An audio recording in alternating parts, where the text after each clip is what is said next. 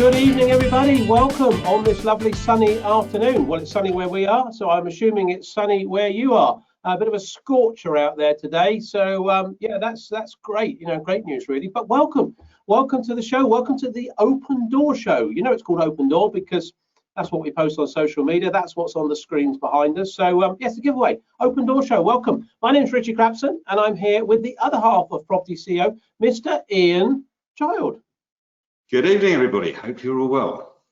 Look at that introduction I gave him there. So I probably built him up there. Ian Child. Anyway, it's great to have you. And I'm glad it's sunny where you are. It's not sunny where I am, I have to say at the moment. Oh, well, sun shines in my heart. That's what I say, particularly when I do these shows. This is our favourite part of the week. So it's great to be here with all of our family.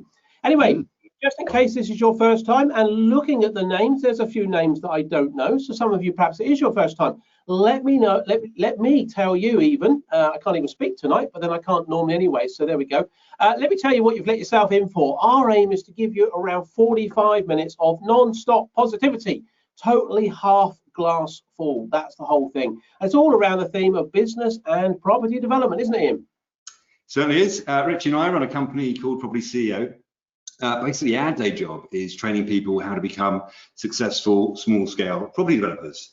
Of course, many people like the idea of developing property, but often worry that it might be a bit risky, a bit complex, complicated. So basically, our job is to give them the support, the training that they need to be able to do it safely and, of course, as successfully as they can. And we also think that right now there is an amazing opportunity lying pretty much just around the corner, one that's going to create a lot of wealth for developers, a lot of opportunity.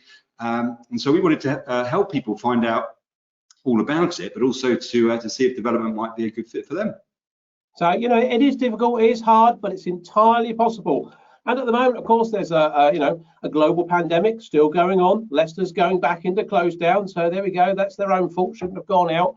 But there's opportunities out there as we head into this recession, but only for those that seek it out and get on with it. So if you sit down, follow the crowds and wait for it to settle down, you'll miss the opportunity.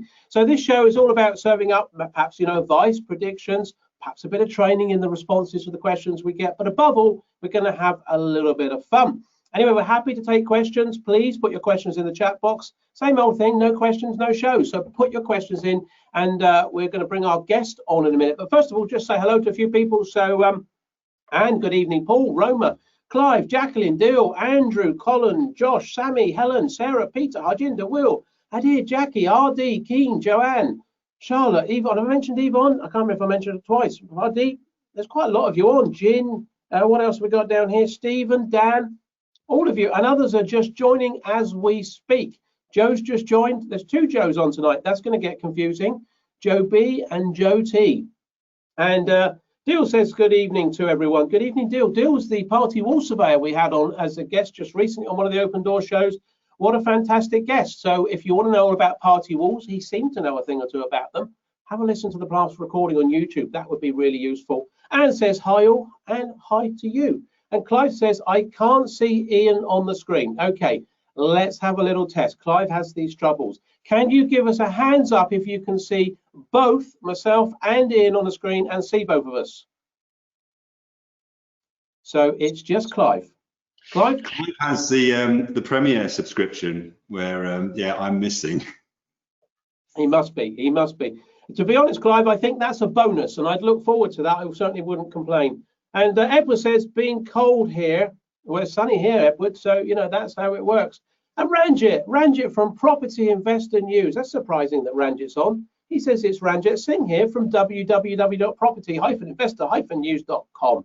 Ranjit, good evening to you. And good evening to all those others that are just joining. So, Pradeep, oh, hang on, I've got to get this right. Prabhuta. Sorry, I've probably got that completely wrong, but I'm having a go anyway. One of them's probably right. One of them's right, but hopefully I've got somewhere near it. But welcome to the show. Sibby's on, VJ's on, Vaj is on, Mansour's on. Please give me Deal's number, Edward. Yes, I will do that, Edward. We'll sort that out for you. Okay, guys, tonight we've got a great guest on, so we'll introduce that in a minute. But before we do, we thought we'd give you a bit of an update because I don't know if anyone's been watching the news, but apparently Boris has been sat on a tractor wearing a high vis. So there's a bit of an update to do with planning and white papers. Ian, do you just want to give us a couple of minutes update on that? Yeah, Boris has been out saying build, build, build. So today was actually the day that the planning white paper was originally earmarked to come out by. And of course, a few things have happened since March, so that it's put it back. Interestingly, it's only put it back as far as next month. So we can expect the planning white paper in July. Boris was on a digger today, and there was a press release from the government. It kind of didn't tell us a great deal that we didn't know already. I'll just read out some of the headlines. Under new rules, existing commercial properties, including newly vacant shops, can be converted into residential housing more easily. There's more types of commercial premises having total flexibility to be repurposed. A wide range of commercial buildings will be allowed to change to residential use without the need for planning. And you no longer need a normal planning application to demolish and rebuild vacant and redundant residential and commercial buildings. So lots of stuff happening, and apparently it's all going to come into effect by September.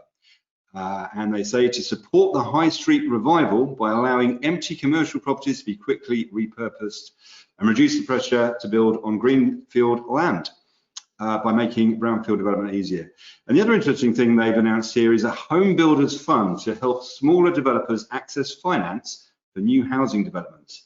That's basically a £450 million boost to the home builders fund. So it's kind of all change, all moving, I think, in the right direction. And of course, in the white paper, we're expecting to see quite a radical reform of the planning process.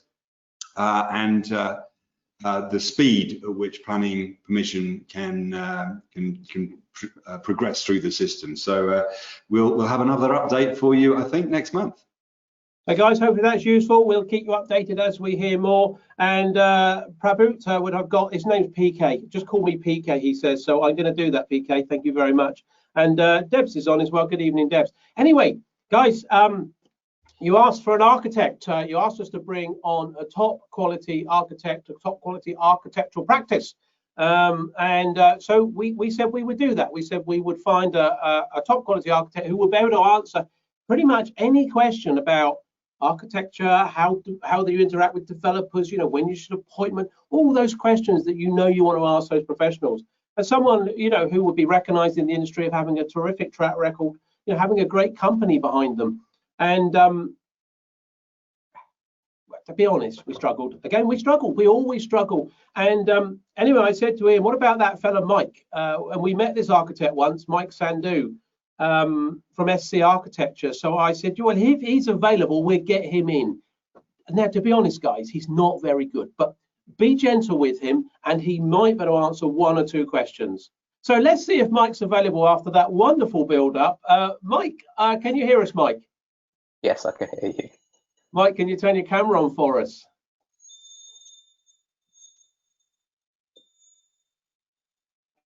Here we go. There he is. Mike, welcome to the show. Thank you very much. Oh, he's frozen. Oh, I thought you froze then for a minute. Did you like your build-up? I did. Thank you very much. Well, that's very polite. Mike, you're very polite. Mike, do you want to, just for everyone on here, obviously Mike is actually very, very good. He's a very, very, well, I don't know. Let's see. We'll find out in about half hour or so time. I'll try. Mike, can you give us a quick introduction of who you are, what your firm's about, what sort of things you do? Don't take too long, but a quick introduction. Mike Sandhu, well, like you say on the tin, Mike Sandhu, part of SC Architecture. We're architectural practice covering all aspects of architecture, from commercial right the way through residential. Wow, that's great. Look, he's straight in there. Right, so let's start getting some questions fired. Actually, Mansour's put a question in straight away. I'm not sure this is directly for you, Mike, but it's, hello, Rich and Ian. From where can we obtain updates for PD rights? Well, I mean, speak to an architect, but a good planning consultant. Get a good relationship going with a planning consultant. Or a good architect, and they'll better feed you the information that you need. And Jacqueline says, thanks for the update, Ian. Deb says, sorry she was late. She was having to get her Chinese in. Mansour says, thanks. Right, have we got a question in, Ian? We can fire at Mike and get him going. Here's a starter for 10, Mike. So this one is in from Dan. Hi, Dan. He says, are there different types of architect that do different projects, i.e. refurbishment, new build, etc.? Yes. Some architects will specialize in just commercial projects. Some will do residential, but more than likely a good architect will be able to point you in the right direction of the correct architect. But 9 times out of 10, most architects will cover all aspects and will do domestic and commercial. But you will get the specialist architects who won't look at commercial stuff or who won't look at domestic stuff. And do you think it's important, Mike, that if you're doing something maybe specific, that you should look at the portfolio and some of their work and kind of see if it's the same sort of stuff that you're doing? Yeah, having that initial conversation with the architect, and the architect obviously trying to win the work, but having a reputation for a certain type of work will always help you, just because they'll be better and keener at that job. Now they'll be able to advise you better. Fantastic. Cool. Thank you, Dan. Hope that helps. Yeah, and Dan, if it doesn't, that's the best that Mike could come up with. So hopefully that's good. Christopher's put a question in. Evening, Mike. So Christopher's very polite, so that's very good. It's a good start. Evening, Mike. From your years of experience, so he obviously thinks you look quite old, what is the biggest cause of delay and or cost overrun on the development project? Biggest cause of delay or cost of overrun? Biggest cause of delay will probably be planning, I'd say, or once you've got planning permission, unforeseens in the ground. You know, with best will in the world, you could mitigate as much risk as possible, but until you start putting that shovel in the ground, that's your biggest problem. That would be on a new build, obviously. On a refurb, biggest delay potentially until you start opening the building up. If you're converting something, that will be your biggest delays, I suppose. You know, exposing the existing structure, not doing enough up front. And if you had an existing building and you were going to refurb here, would you suggest, just as an additional here, Mike, would you suggest doing a strip out contract so you can find out what the building's about before you let the main contractor on site effectively? Yeah, it pays dividends. You know, it's how much you value the risk or what you perceive as being the risk. You know, there's some clients will they'll go to the nth degree before they even start the work. They'll do electrical surveys and tests. They'll check they'll do trial holes for the foundations to check the foundations are strong enough. So it's what you perceive or what the architect is advising you. And yeah, that's probably the biggest cost issue as well, not listening to the architect's advice. Yeah. With the risk. So it kind of follows on. So you're saying developers, we don't listen to you sometimes? You tend to follow your heart. Getting too personal. You know, ultimately, you're looking to make money here. Yeah, but don't get emotional about your structure. We always say that to you. And as Mike's advice here, follow the architect. Ian, have we got another one to throw at Mike? We've got one here, which is coming from a few people actually, or similar sort of theme, which is what's the difference? And I don't think it's a joke. What is the difference between an architectural technician and a qualified architect? Okay. So it's a good point, because I'm a technician and not an architect. I just happen to fall into owning a practice and where we have registered architects. So an architect basically studied for a lot longer, is also registered with ARB. So most people look at RIBA, Royal Institute of British Architects, but a registered architect has to be registered with ARB, Architects Registration Board. A technician traditionally always made the architect or helped the architect with the working drawings. So he made it work, he or she done the architect's drawings and made it work. So they looked at the technical aspects of, the building regs, the buildability on site. So now you get a lot of technicians doing the role of an architect, but so you can set up as an architectural practice being technicians. So you're offering architectural services, but you're not allowed to say you're architects unless you've got registered architects working in that practice. So that's the biggest difference.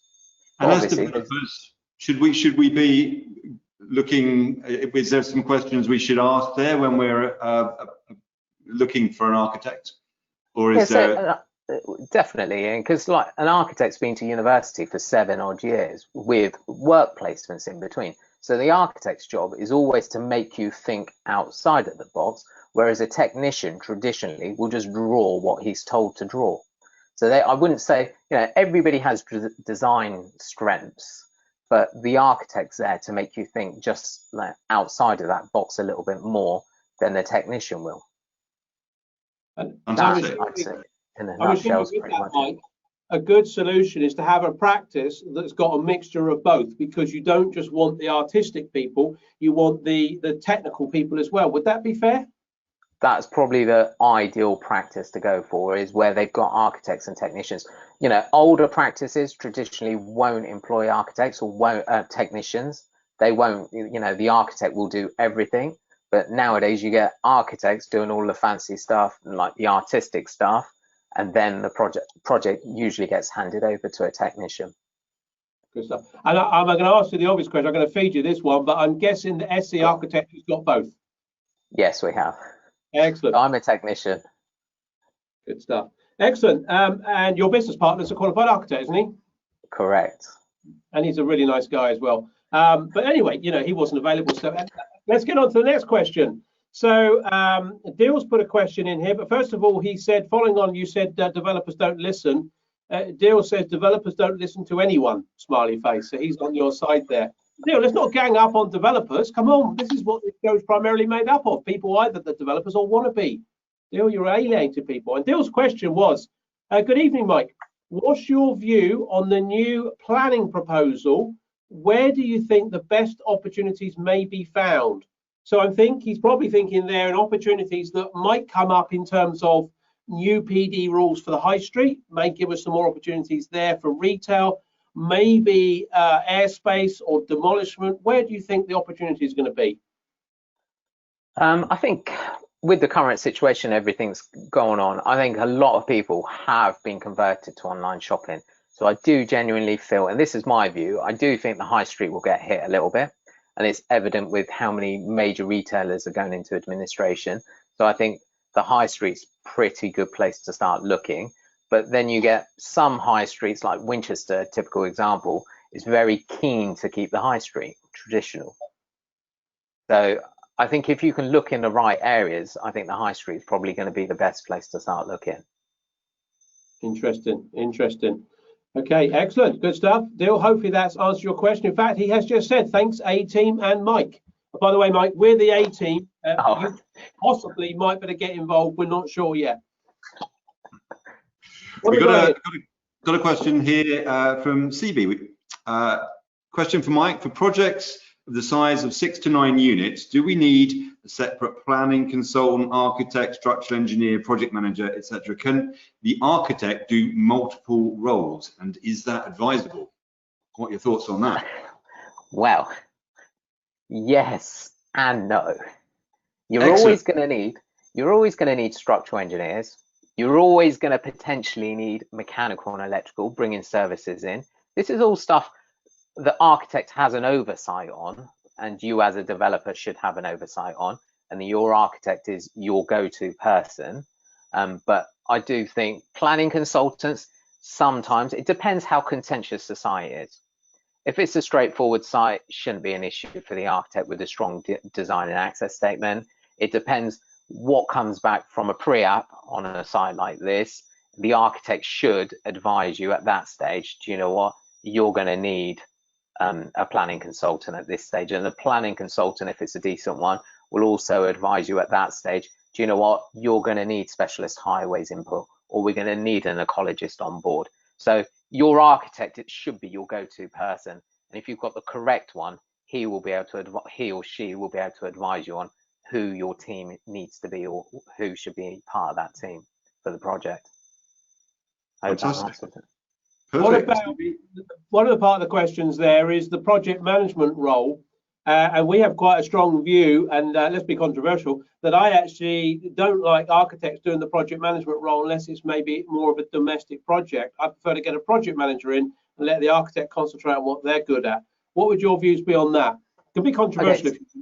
Yeah. So what do you mean, like a clerk of works, Richie, or an actual project manager, a data project manager, and we're talking about developments like CB's put in there, 6-9 units, this sort of thing, where there's enough money in the deal to have a project manager and a main contractor running the scheme. And I want then the architect doing the architecture, and I want the project manager managing. Do you know what? I'd probably agree with you on that, because most architects will lose money at that stage. So they will be quite, well, being honest with you, architects make their money. Architects make their money at the planning stages. Yeah. So running it on site, they will probably be happy to be at the end of a telephone, or if they need to attend site, as and when they need to attend site. If you've got a decent project manager coordinating things, as long as he or she is in contact with the architect to ensure all planning conditions have been discharged, all the paperwork's in place, all the drawings are there, I'd see no reason why not to use a project manager. Good stuff. CB, hopefully that's answered your question. And CB did say earlier, she says, hi Rich and Ian, great to be here after watching all previous talks on YouTube. So CB, is this your first show? Give us a wave, put your hand up if it's your first show. We always like to know if it's definitely your first, because yes, it is. Thank you. Welcome. And I know there's a few others. Put your hand up if it's your first show this evening. Yes, there is a few others. CB, you are not alone. You're not alone. Joe, thank you very much. Good stuff. Yes, she says, it's a great answer, Mike, and many thanks. Look at that. Someone appreciates Mike. That's really good. Okay, let's have a look what else we've got here. Okay, Jin's put a question in, and Jin says, question for Mike. We always think that's funny. Question for Mike. That's handy, really, because Mike's on as a guest. If it was a question for Ray, he was on a few weeks ago, or Dill's on, but he's not going to answer questions. So, question for Mike. I am new to development, and I have heard about. Oh, here we go. Same sort of thing. I've heard about RIBA stages of work. What are they? Ow. How can you answer that? So, no, but just give an overview, because Jin's obviously totally new to development. So just give him an overview. Don't babble on for an hour. Just, No, I won't. Right. So breaking it down, there's 7 stages in total-ish, from 0 to 7. 0 is start. I won't go through every stage, but it's just literally key stages of the project. But they're also good markers where you literally come to an end and you can part with your architect, which happens quite frequently. Some architects only want to work up to stage 3, where they achieve planning, and then the next stage, working drawings, building regs, gets taken over by someone else. So it's a good point to start and finish bits of projects, and it keeps it quite clean if you are going to switch architects or technicians. Okay, so these are stages and processes that we go through on a development, and it helps the whole team effectively can follow the RIBA workflow stages, can't they, Mike? Yeah, although I wouldn't say they're set in stone, Richie, because planning can happen from anything from stage 2 to 4. Yeah, depending on the size of the project, the stages are moved. But do you know what? The easiest thing, without us going through every single stage, is you can literally Google RIBA work stages, and it comes up with the chart. And that's broadly what a chartered practice will work to. Jin, that's worth doing. Just Google RIBA work stages. You'll find that website is very interactive, so it'll give you lots of information on there. You can go into that, so that should be good. Okay, good stuff. Ian, have you got another one to fire away, or do you want me to pick one up? I've got a question. In fact, I've got my own question for Mike, which is, what are the mistakes that you see developers make most often as an architect? What do we get wrong? First-time developers, Ian? Well, but first time, I guess, in particular. There may be some things that inexperience might cause to come into effect, but I suppose generally as well. Okay, so first-time developers or developers as they're starting out, I think the biggest mistake they make is getting too personal with the project. And it depends on how well or how strong the architect is, or how he values a relationship with this potential client, for them to turn around and say, do you know what, actually there's a cheaper way. This isn't going to be your home. You're looking to make, turn this around, make money on this property. this is the way you should be doing it.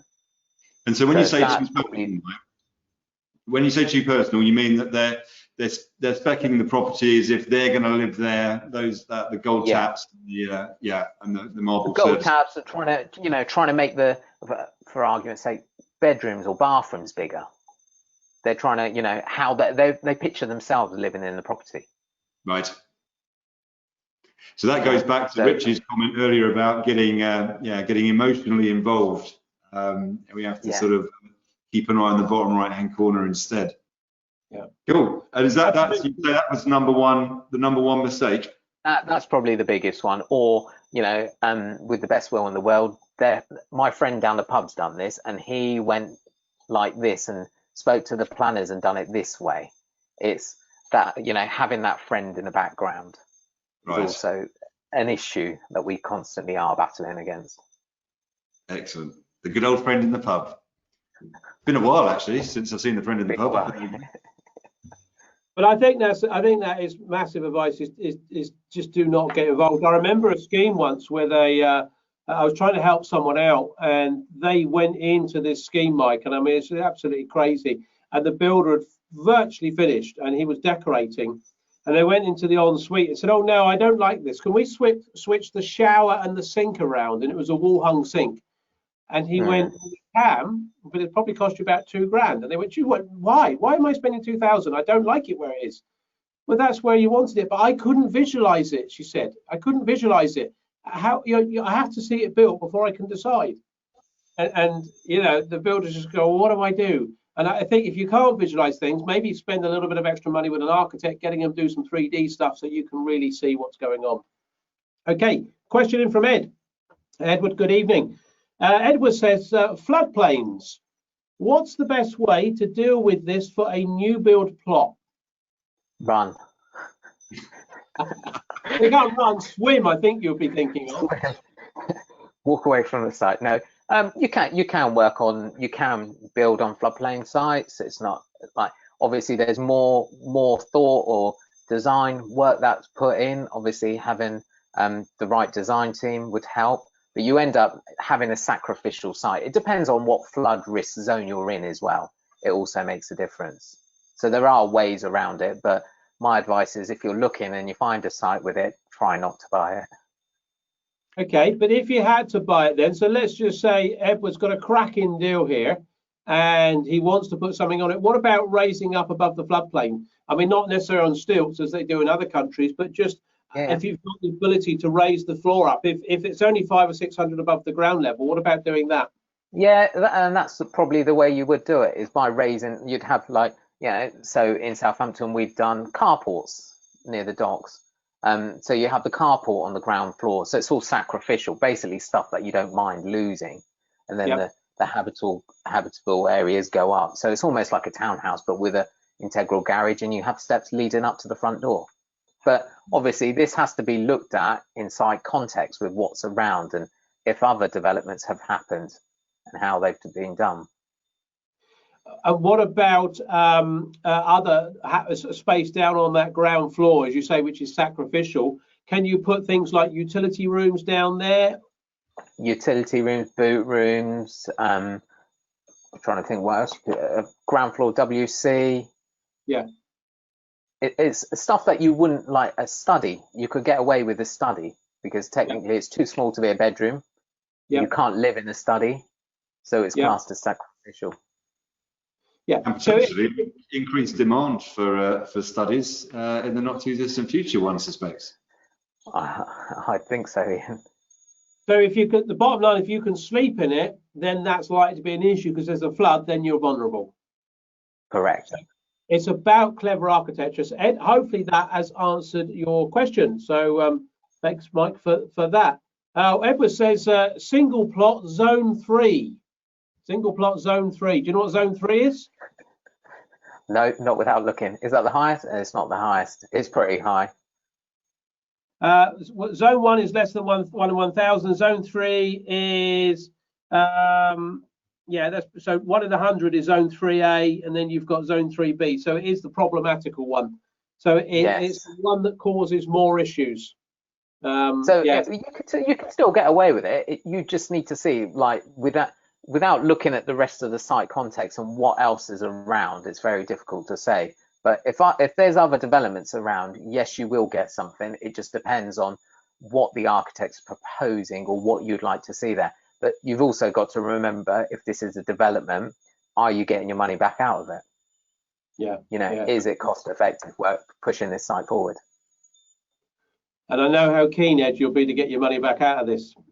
Anyway, good. Hopefully that's answered your questions there, Ed. So I think that's a bit of liaison with a decent architect to see if they can have a look at that scheme, look at the character and what else is going on in the area. Good stuff. What else we got in? Well, Dill says the friends are going to be back in the pub on the 4th of July. Personally, I think only half the friends will be in the pub. The other half are going to be queuing with me outside the hairdressers.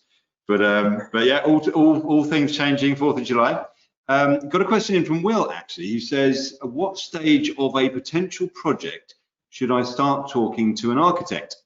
I need to be careful that I don't spend loads of money on deals that don't follow through, but I do need to get some architectural input sometimes.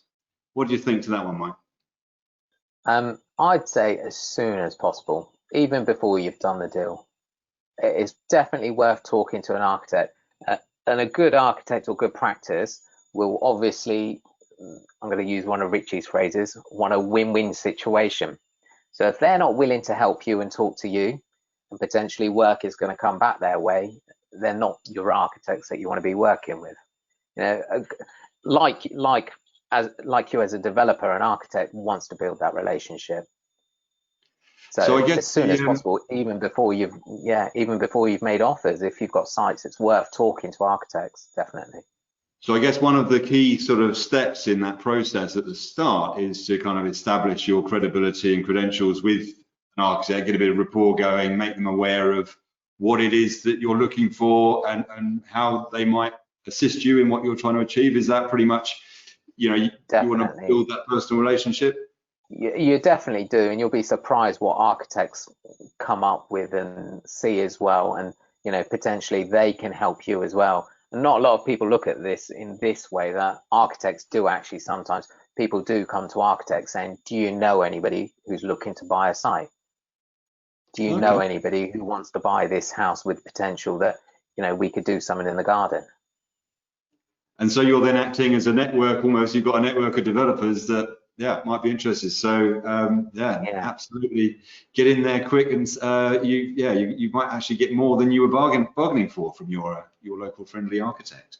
Fantastic. Definitely. Well, I hope that answered your question. So you need to get out there soon and start building those relationships. Will's just thrown a follow-up in. He says thanks for that, but what if I sent you a set of photos of a building inside and out when I have done a first visit? Could you give me an initial opinion from looking at them? From photos, it's probably not worth it. What you're better off doing is sending the estate agent plans, if there are any, or the postal address. Most architects from their desktop will use Google Maps, or we tend to do that, and we'll have a quick look. And depending on what your relationship with your architect is as well, sometimes architects, and we do this quite often, we'll just do a quick policy check for you. So, if you're looking at a house and looking to carve it up and convert it into flats, your architect might be able to give you the heads up straight away saying you haven't got a chance, or, 3 doors away, somebody's already done this. So it's a good one. Excellent. Will, hopefully that's answered that question. And we answered Edward's question earlier about floodplain. He says, cheers, guys. Edward, pleased to be helpful here. CB's also put in your comment about architects will actually potentially introduce you to projects. She says, wow, that's one role that I miss, an architect as an estate agent stroke deal sourcer, smiley face. So, well, apparently so, CB, you heard it here first. So I bet you're pleased you turned up this evening. Everyone will be after Mike's details at the end of the show. So grab your pens and paper, and Mike's going to be red hot tomorrow. Okay, let me just go back up here. There's a question up here I wanted to pick up from. Sorry, I've got so many things here. I'm trying to make sure we pick this up. Where is it gone? Bear with me, guys. Talk amongst yourselves for 5 minutes. Andrew put a question in.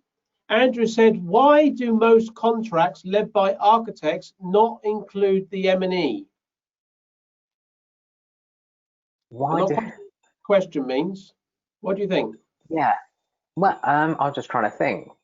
We Andrew, why it wouldn't include the put a bit of clarification in of what you're thinking there. Andrew, are you saying that the architects don't employ M&E consultants? I mean, a lot of small projects you don't, because it goes to a design and build, that element for the contractor. So under certain JCT contracts for small works, the contractor would do it. Tell us a bit more what you're thinking, Andrew, and we'll see if we can answer that. While we're doing that, Raj just put a question in, and Raj says, I don't think we've done this one because he says hello, A-team and Mike.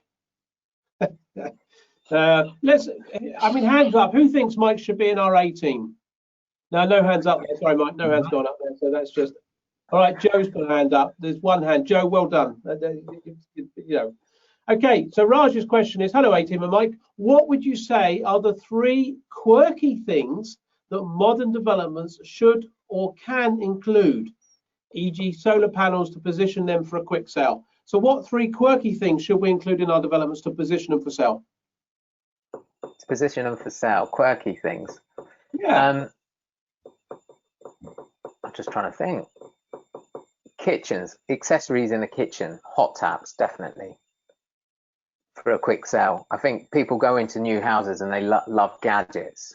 Yes. I think the solar panels and things like that, the going green, energy efficient, I think that's going to be forced in, like EV chargers for cars are being forced in now. The solar panels and things like that, I don't think they like make people want to buy houses. I think it's other things like, I think a lot of gadgets. So what do you call them? Bluetooth showers and things like that. Yeah. Start spending, you know, being able to control the temperature in the shower using your phone, you know, making sure it's hot before you get in there. Things like that, quirky. And so that, hot tap in the kitchen. I'll tell you what we often put in, Mike, in developments, and you can have this one for free off me tonight out there, Raj, is I like Bluetooth speakers in the ceilings, in the kitchen, and maybe the bedroom areas and throughout the house. You can put really good quality speakers in for not a lot of money and just Bluetooth them up so you can play music throughout the house. I think they're about like 80, 90 quid a speaker. And of course the ceiling void acts as a terrific sound box. So that's a good one. You can have that, Mike. I think it's definitely gadgets. Yeah, I think it's definitely gadgets that help sell houses now. Okay. Have you seen any other changes, Mike, in terms of over the last few years in terms of design? The size of the rooms, the focus on particular rooms like kitchens and stuff? Is there a bit of change? Obviously now everyone's creating the perfect kitchen living area. We're not having dining rooms. I think slowly people will start getting office space back somehow or creating areas to work. I think people will just be more prepared for next time if there is a next time. Yeah. I think this has shown a lot of people that they need a dedicated area at home to do something in. No, I totally agree. That's okay. Just a follow-up. CV said this question about quirky stuff. She says, what about a cedar roof, green roofs? Do you think that's something of interest? I think that's like, as a developer, you're just getting too personal again. It's something you would do. It's not, it's not a requirement, a legal requirement, a building regs requirement. Well, so that depending on where it is, it's not a requirement. It's not going to add value to your rental income or sale of the property potentially. I think that's a personal thing you would do. Okay, let's go back to Andrew's question, which was why do most contracts led by architects not include the M&E? And he's added in the D&B role. And I'm thinking there, and I don't know if you agree with me, Mike, what you're probably thinking there, Andrew, is exactly as we said. A lot of smaller contracts under a JCT will have a design element by the contractor. It doesn't have to be a full D&B contract, but they would design the mechanical electrical services. Mike, any comments or anything to add to that? No, that's exactly what I'd say. And if you were really worried, what you could do is get a performance spec done by your architect or an M&E consultant to add as part of that contract. So although the design will be done by the contractor, he has a performance that he has to meet. So, stating how many radiators and thermostats and what quality of sockets and things like that you want. Probably, best way to answer that. Andrew, hopefully that's answered that question for you. Ian, what else we got there? We've got one in from Karen. She says, how can you tell if an architect is going to be any good or not? Presumably this is before you appoint them rather than after. Yeah, and I suppose it's like builders, you know, an architect's as good as his last project. I suppose age of practice, how long have they been around? You know, what have they got a good portfolio they can show you of that particular type of project? Well, you know, if it's just developments you're looking at, ask to see what developments they've done. Ask, you know, if they've got nothing to hide, I'm sure they'll be able to put you in touch with previous clients or existing clients still to have that open chat. References. And would you Yeah. say, Mike, that it's important to go to sort of shop locally for an architect in the area that you're building, or could you go nationwide? To be honest with you, Ian, I think you can go nationwide. With the power of the internet now, I genuinely don't think it makes a difference. Okay, so Really do you take on work from around the country, do you? Yes, we do. We work literally all over the country. I was telling Ian recently we've just been appointed by someone from Hong Kong to look at a house in Boston. Wow. So yeah. There's a quick follow-up in there. Helen says, do you cover the whole country for work, which is part of it? She says, I am in Manchester area. Yes, we would look at that. Yeah. Excellent, excellent. Okay, couple of other little follow-ups in here. There's a similar theme. Clive says, and good evening to you, Clive, my friend. He says, it seems that the up-and-coming trend is for people to move out of the cities and work from home. Well, we know that. We've been talking about that this evening. Do you think that including home office space in development will add value and improve sellability? I think studies have done, depending on the size of the house. However, what we've had a number of inquiries before COVID-19, and which has gone up even more, is having like a home pod in the garden, summer house, stroke office, massive value. I tell you what, you must have a sixth sense, because Anthony has literally popped a question in. Anthony, I bet you didn't see that coming. Anthony's literally popped a question and he says, hi, Mike. Will building a granny flat at the bottom of the garden add any value to a property? Yes. You've just answered that question. Definitely. You see, not only is he a good architect, Anthony, he's telepathic. He knew what you were going to ask and he's fired that straight in. Good stuff. Okay, let me just go back up here. And Debs has got a comment in. She says, choosing an architect. She's actually put a title on her question, which is, that's very formal. We had an architect visit to take a look at our site. And first thing he said, he said the first half hour is free, then I charge. Should we avoid this one? It's a difficult one. Some architects do charge, and some which is like counterintuitive. I feel that they say, you know, we'll charge, but if we're appointed for the rest of the work, we knock it off the fee. So I go and look at every project, literally every project, Richie. It doesn't matter where it is, we don't make a charge for it. You know, and sometimes it's taken me a day to go and look at a project. We've given our advice, put our fee proposal over, never hear back. I suppose it's down to the individual architects. Yeah, cool. Well, yeah, Debs, give him a call. He said he'll do it for free. Excellent. And Anthony's comment, when we asked Anthony's comment about a granny flat, he says, good timing. Thanks, Mike. So he was pleased with that.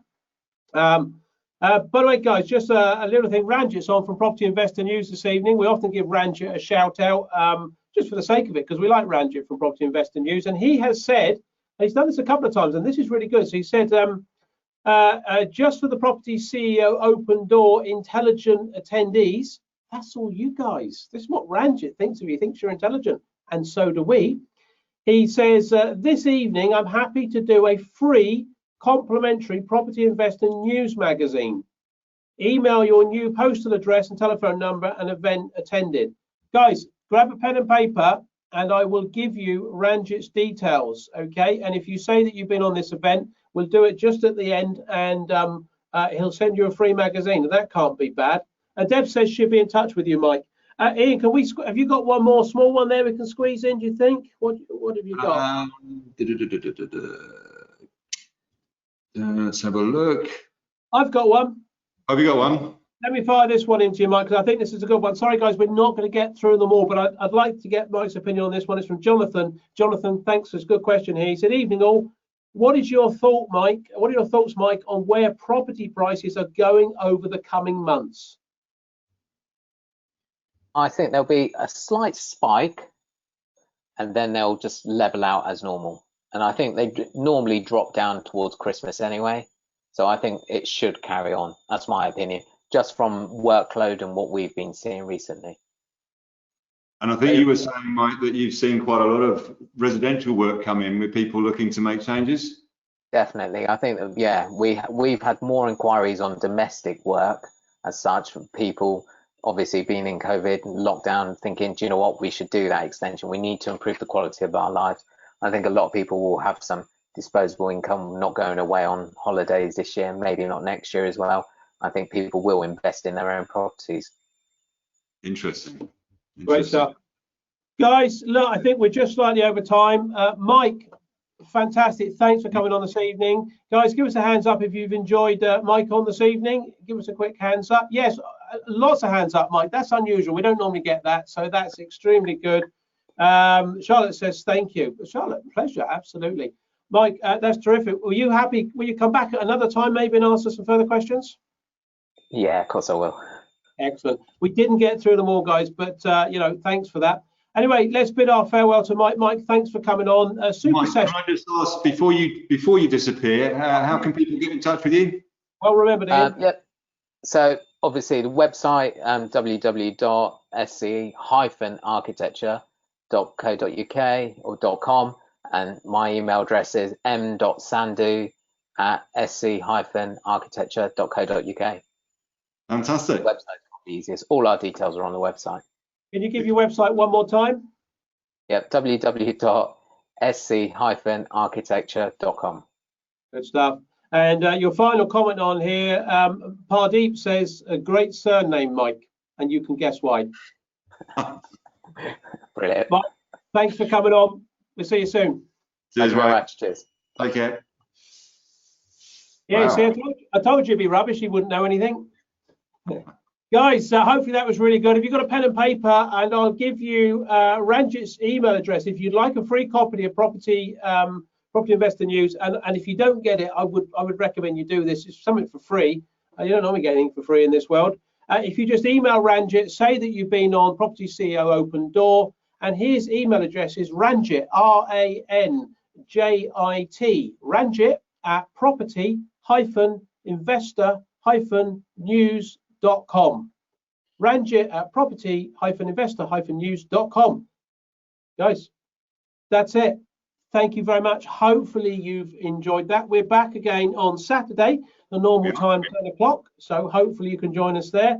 Hopefully you've enjoyed the show this evening. If you have, just give us a few comments in the chat box. And just as we wrap up, of course, as normal, and for those that's new this evening, if you've got friends or people that you think in the industry might be interested in the Open Door show, someone the other day said to me, they said, wow, I can't believe the content that you guys give out on this. They said I was paying for a course and that they didn't do as much as you guys did for free. Please, if you want to invite anyone along, you know, that would be great. You know the format now. You know, we don't say you anything. Just come and join us. I hope it's a bit of fun. And please feel free to share us on social media. We like that. Anytime we post out, please share that out. And we have a closed Facebook group, which is business owners creating wealth through property development. And so if you want to join that, hook us out on Facebook, and we'll be pleased to see you on that. And we will be back at 10 o'clock on Saturday. Any final comments from you, Ian? Just to say, we will, of course, keep you up to date on the world of planning, what's happening with that white paper that's coming out in July. So we'll be dissecting that for you, and you'll get an email from us telling you when we're going to go through it. And yeah, so let's see if there's some juicy details in there. It should be quite interesting. Great stuff, guys. Hopefully you enjoyed that. Looks like you have. You know, people are putting stuff in there, which is saying good. Obviously, Charlotte says thank you. She did. Thank you, guys, says Anthony. Thanks, guys. Great session. I will join further sessions, say CB. CB, we're pleased to have you here, and we'll see you again hopefully on Saturday. Yvonne says thanks. Thank you. See you next time, says Yvonne. See you next time. Thanks, guys. Look forward to more great info on Saturday. Thank you, Open Doors. That's from Debs. And Mansour says very useful session. Free initial assessment from Mike is powerful for new developers. Thanks for that. And thanks, guys. Thank you, PropertyCEO. Thank you, PropertyCEO.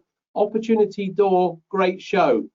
I'm not sure what that means from Ranjit, but there you go. And that looks like is it. And Dill says, thanks, guys. Thank you. Thanks for joining us. We'll see you on Saturday. Enjoy the rest of your evening. Goodbye now.